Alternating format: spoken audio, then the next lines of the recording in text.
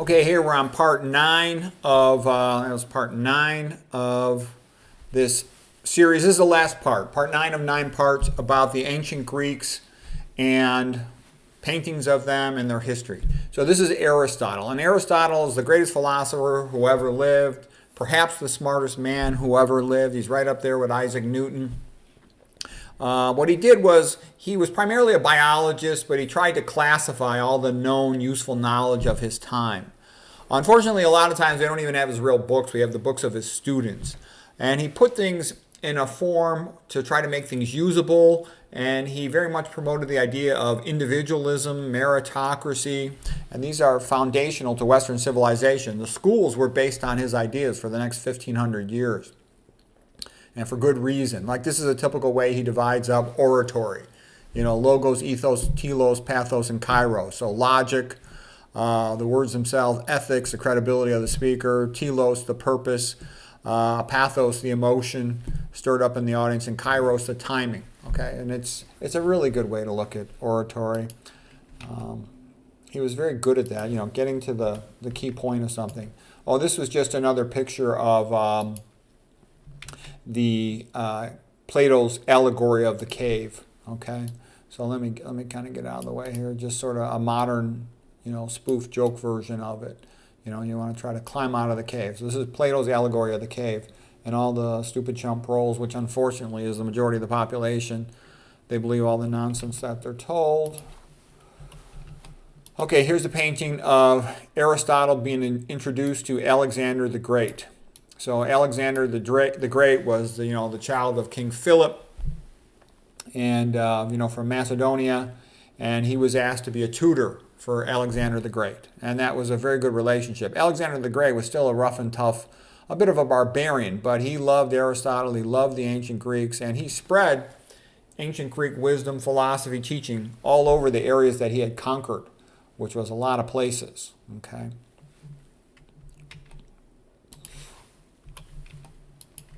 And here's another drawing of Aristotle teaching the young Alexander the Great. Now, there's a story of how women are very good at tricking men. They're very good. Oh, I got my lights are off. Women are very good at tricking men and getting them to do stupid stuff. Okay, let me put my light on here. All right, so there was a lady by the name of Phyllis, and she was the girlfriend of Alexander the Great. And all the men felt that she was a bad influence on Alexander. So they came and they spoke. They tried talking to Alexander. They couldn't get him to take them seriously. So they all went and talked to Aristotle, because Aristotle was one of the few people that Alexander the Great would really listen to. So they all told him what a disaster this girlfriend was, Phyllis, for Alexander the Great, how she was making him behave in a stupid way. And they told him to ask Alexander to break up with her, Phyllis, and he did.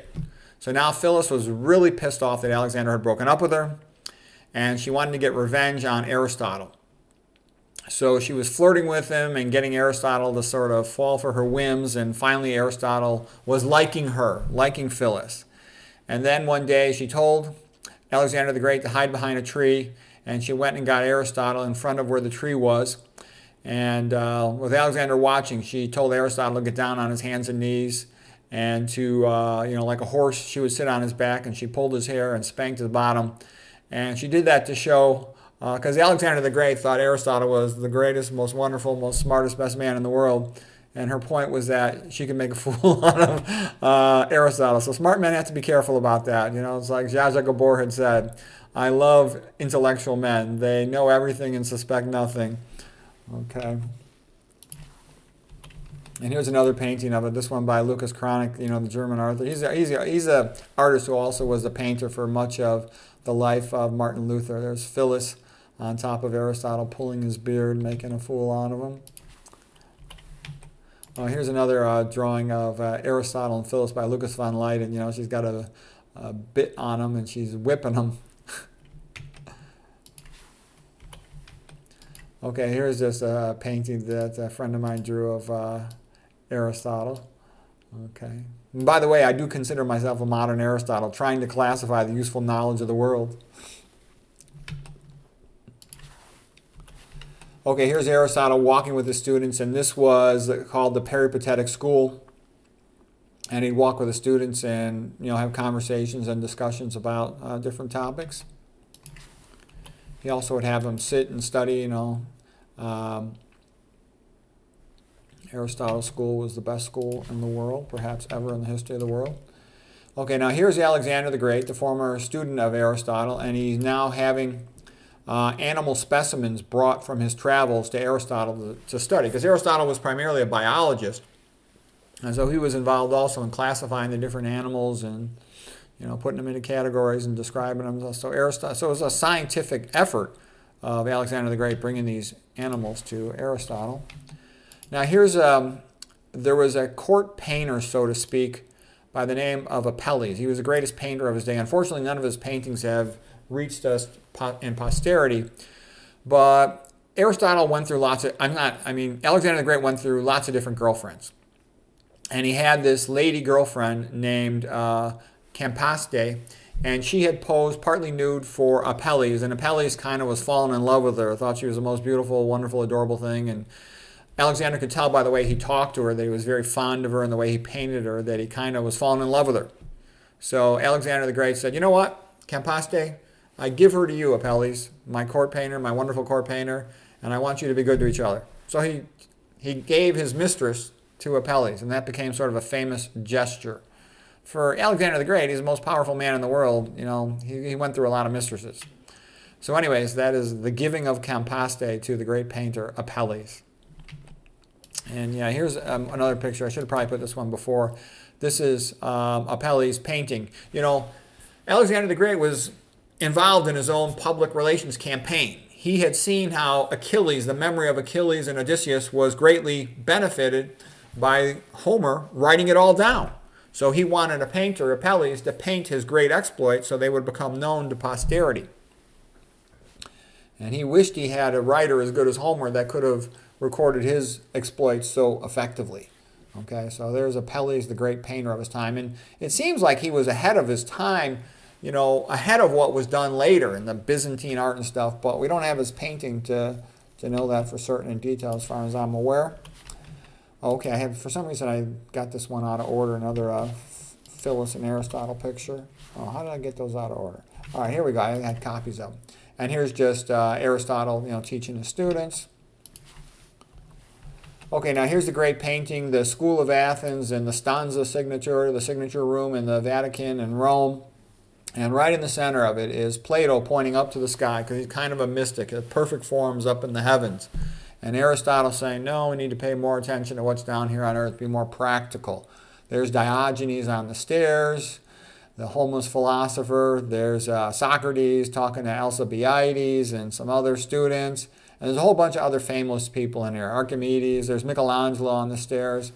And this is really primarily Greek philosophers and scholars in the context of Roman architecture. And you can see I got the same painting as my background here. Okay, and it's magnificent. Okay, this is really the high point, the apex of the Italian Renaissance, painted by Raphael. This is around 1515, circa 1515. And it's magnificent. And what it's also showing is that classical times of ancient Greece and Rome were really foundational to the modern Christian Catholic Church. It's all part of it. The stuff about it just being the Bible, that's not true. I mean, as Nietzsche had said, he said Christianity is just Platonism for the masses. Okay, and obviously it's more than that, but Platonism was a major contributor to it, especially through the Augustinian branch, which Luther was a part of. Luther was an Augustinian monk.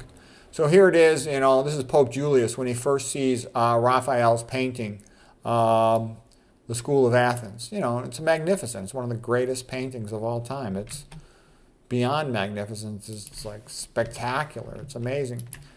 I also have, I had a poster of the School of Athens in my bathroom at my last house before my wife divorced me, threw me out like a dog.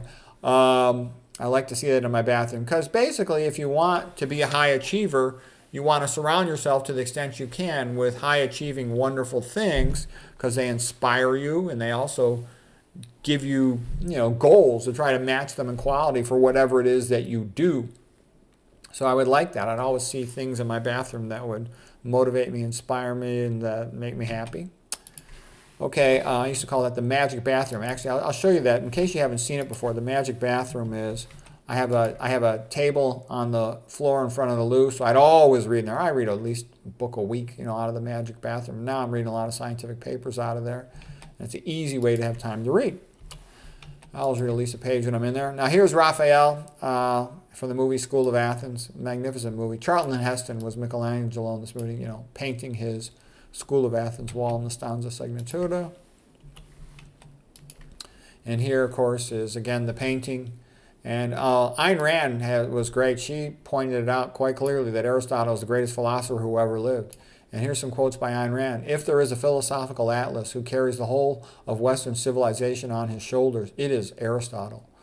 Whatever intellectual progress men have achieved, it rests on his achievements. Aristotle may be regarded as the cultural barometer of Western history. Whenever his influence dominated the scene, it paved the way for one of history's brilliant eras. Whenever it fell, so did mankind. Aristotle is the father of individualism. Yay, Aristotle. That's great, and it's true. Okay, here's the best book ever written about philosophy. It's called The Cave and the Light, and it's written by this guy here, Arthur Herman, and it sort of shows the contrasting perspectives. Aristotle leads to individualism, freedom, and all this stuff. Plato, unfortunately, leads a lot, in a sense, towards collectivism because Plato had seen Athens be defeated by Sparta.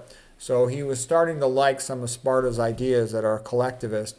And I think that's unfortunate, but that's just a historical truth. But Plato also did a lot of good things, and he was a genius as well.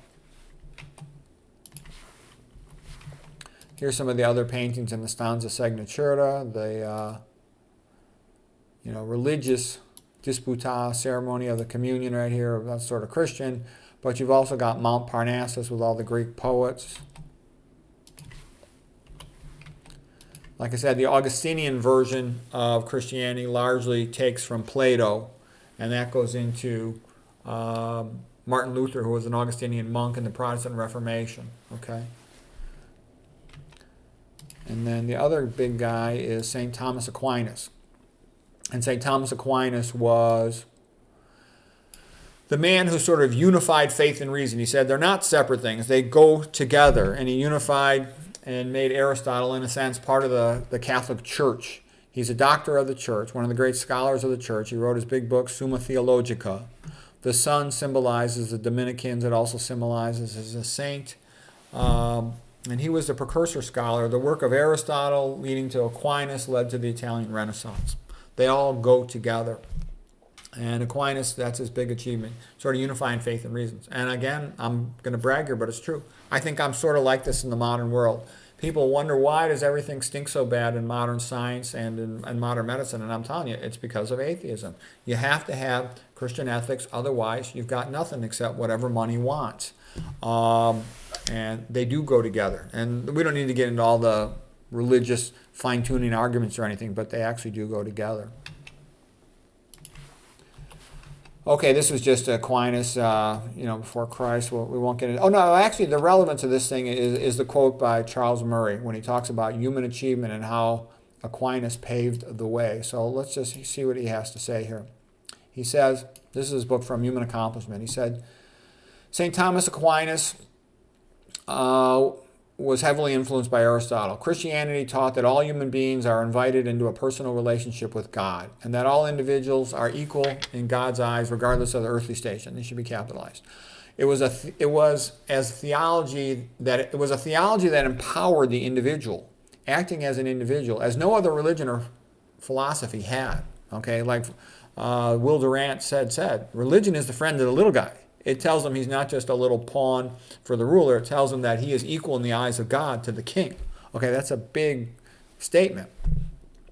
The message was realized more completely in one part of Christendom, the Catholic West, rather than in the Orthodox East. You can see how the Catholic painting in the West led to the Italian Renaissance, three-dimensional, magnificent paintings, versus the East still was making those crappy Byzantine paintings.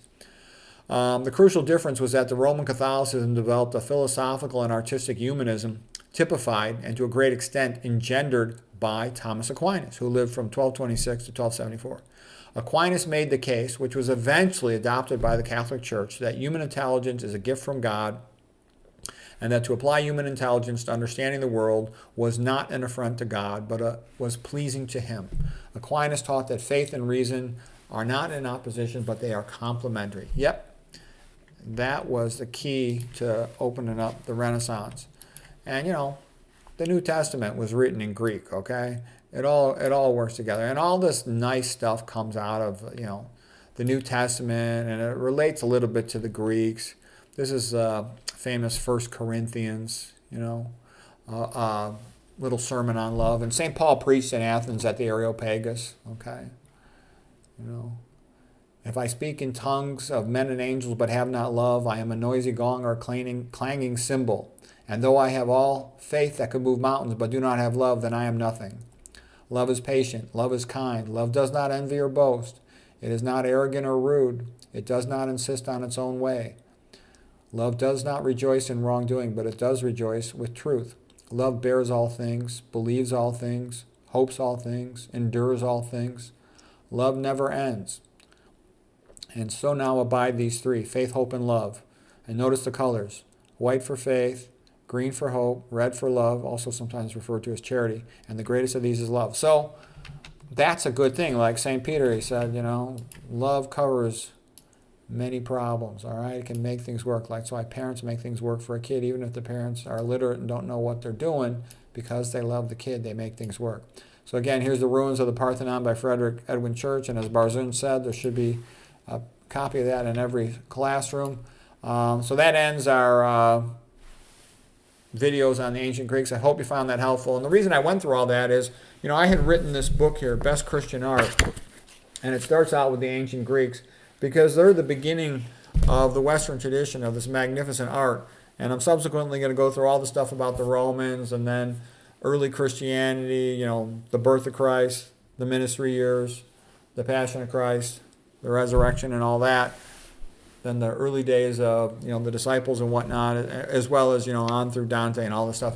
Because it's Easter month, so I want to go through all this stuff. But I wanted to give you that foundation of the Greeks, because that's really the beginning of Western civilization, okay? Yeah, there's the Old Testament, and that's, of course, super relevant. But if you get the ancient Greeks, a lot of stuff will make sense to you later, and it's beautiful.